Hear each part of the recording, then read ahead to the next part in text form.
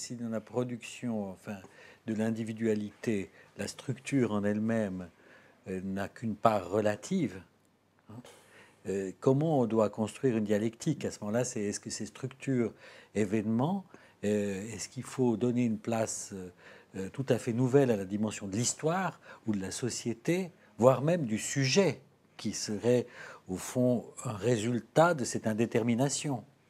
C'est-à-dire que ça pose la question du rapport structure-événement, ou contingence, ou histoire, qui doit être La question, c'est que pensée de l'histoire, façon nouvelle.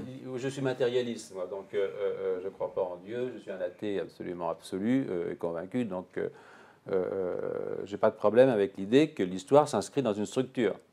C'est-à-dire, j'ai pas du tout de problème avec l'idée que... modifie aussi la structure. Oui, mais pour qu'il puisse y avoir de l'histoire, il faut que la structure puisse se modifier.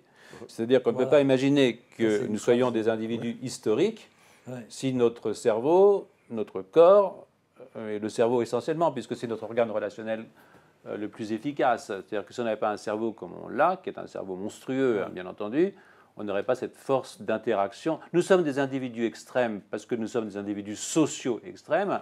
C'est le cerveau qui nous fait individus sociaux extrêmes.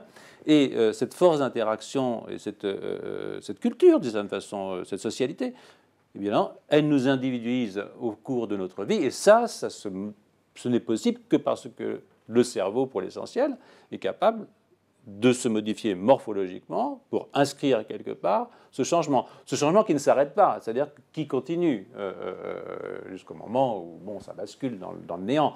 Mais tant qu'on n'est pas basculé dans le néant, on est là, quoi. Je veux dire, c'est de la palissade. Hein.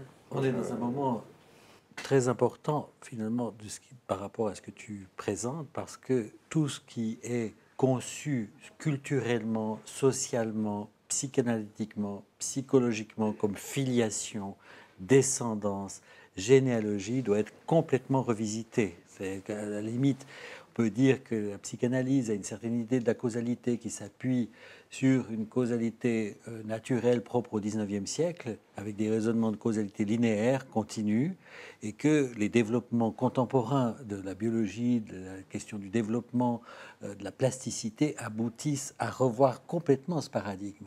C'est-à-dire qu'on a l'impression qu'il y a un décalage immense entre une certaine idée de la filiation, de la transmission, du déterminisme tel qu'il est posé dans le champ, je dirais, psychanalytique, psychologique, voire même de la culture, et cette mobilité permanente, ces carrefours décisifs qui sont présentés là. Et on peut se demander quelle va être l'incidence de ces découvertes, de ces questionnements sur aussi la filiation, la représentation de la filiation. Ça, c'est très compliqué comme question parce que je ne suis que biologiste, mais... Oui, mais comme on est là ensemble, on peut peut-être mais cette question de la culture est une question importante parce que c'est la troisième mémoire, d'accord. Oui. La mémoire génétique qui vaut ce qu'elle vaut, mais elle est là, hein, on est là. Bon. Tu as la mémoire épigénétique au sens développemental, qu'est-ce qui s'inscrit dans un individu, mais qui ne s'arrête jamais de s'inscrire. Donc la question du sujet est une question intéressante de ce point de vue. Et puis, il y a la question, évidemment, de la mémoire culturelle, c'est-à-dire, c'est là que l'épigénétisme est le plus grand, c'est-à-dire, pour passer de l'information, entre guillemets, ou de l'histoire, ou de la culture de génération en génération, ou un savoir de génération en génération, il n'y a rien de tel que la culture. Absolument. Donc, c'est un troisième type de mémoire, je trouve intéressant. C'est un troisième type de mémoire, mais qui est évidemment très important, parce qu'il construit la mémoire de deuxième type. Parce que d'abord, il va construire la mémoire de premier type quand il va faire des mécanismes, des organismes génétiquement modifiés. Cette culture va les modifier la première mémoire, parce que maintenant on peut toucher au génome directement. Donc on peut dire c'est bien, c'est mal, mais c'est pas un texte sacré. Puis si on te retire un gène qui crée une maladie, après tout, on va pas dire zut, on sera content. Donc la première mémoire, la culture va modifier la première mémoire, mais elle modifie aussi la deuxième, parce que la deuxième mémoire, elle se construit dans un milieu. Quand je dis on est un individu social extrême, un individu extrême parce qu'on est social extrême, c'est exactement ça que ça veut dire. Donc l'épigénétisme au niveau individuel, l'individuation, elle dépend aussi de la troisième mémoire. Et au fur et à mesure, évidemment, que les civilisations évoluent, eh bien, moi je vois Google, par exemple, aujourd'hui, ou Wikipédia, il y a plein de types dont on peut se passer un dîner maintenant. Il suffit de taper sur Google pour avoir l'information. Donc, mais il faut se rendre compte de ce que ça veut dire comme enrichissement aussi du milieu. Donc c'est sûr qu'on vit dans une période très importante aussi de ce point de vue-là. C'est ça que je posais comme question, c'est en quoi, au fond, certaines avancées de la biologie et de la biologie du développement viendra faire éclater cette idée de la transmission.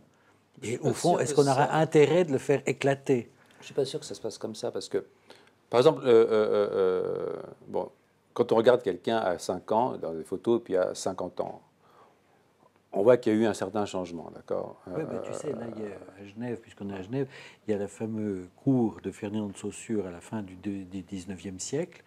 Il a donné un cours ici à Genève. Ce cours, c'était à partir d'expositions de photos d'un photographe qui s'appelle Boguslavski, et qui s'était photographe russe, qui s'était photographié tous les 15 jours pendant 25 ans. Et alors, de Saussure disait, chaque photo était semblable à la précédente et à la suivante. Les changements étaient imperceptibles. Mais la dernière photo était relativement différente de la première. Et il posait la question, où a lieu le changement? Je crois que si le cerveau maintient une certaine, je dirais, constance qui fait que je puis dire je suis François Anselmet, parce que ça c'est quand même miraculeux, aucune vache ne peut le faire, d'accord? Donc ça c'est chez Sapiens qu'on peut dire ça. Aucun singe ne peut le faire non plus, ou de façon très très faible. Oui. Il y a évidemment un début d'hominisation chez le singe. On a un ancêtre commun si on est darwinien, ce qui est mon cas. Mais ça c'est justement parce que toute ta vie, tu peux te dire je suis François Anselmet. C'est-à-dire que et c'est là, je pense que le cerveau se renvoie à lui-même cette information. C'est-à-dire que dans son, et ça c'est la pure spéculation, mais que dans son évolution de cerveau adulte, adolescent, vieillissant, eh bien, et dans tous ces changements qui accompagnent cette évolution, changements qui sont à la fois parfois pathologiques, mais parfois simplement adaptifs, hein, eh bien, il y a toujours cette façon que François Anselmet a de se dire « je suis François Anselmet », d'accord, et de se raconter des histoires, fussent-elles fantasmées. Mais bref, ça participe probablement, au milieu de ce renouvellement qui n'est pas permanent, mais qui est quand même très marqué du système nerveux, de maintenir une identité qui est une identité d'individu, du sujet Anselmet. Hein. Donc, mais ça ne vient pas de là-haut, ça vient simplement, je pense, de la capacité qu'a l'homme de raconter des histoires, voire de s'en raconter le plus souvent d'ailleurs. Aussi, de se le dire, parce qu'il faut qu'il se les dise. Voilà. Son origine et sa filiation est une fiction, c'est-à-dire c'est une histoire qui se raconte sur quelque chose qui est à la fois permanent et à la fois en changement. Les gens qui veulent retourner, là, ont vécu leurs ancêtres il y a 2000 ans, c'est une catastrophe, ou 10 000 ans, ou 20 000 ans, je veux dire. Oui, mais c'est très fort quand même, hein, on le voit bien, ça a des effets extrêmement violents, même si ce sont des histoires, bien entendu, oui. Mais bon, ça a quand même des effets réels.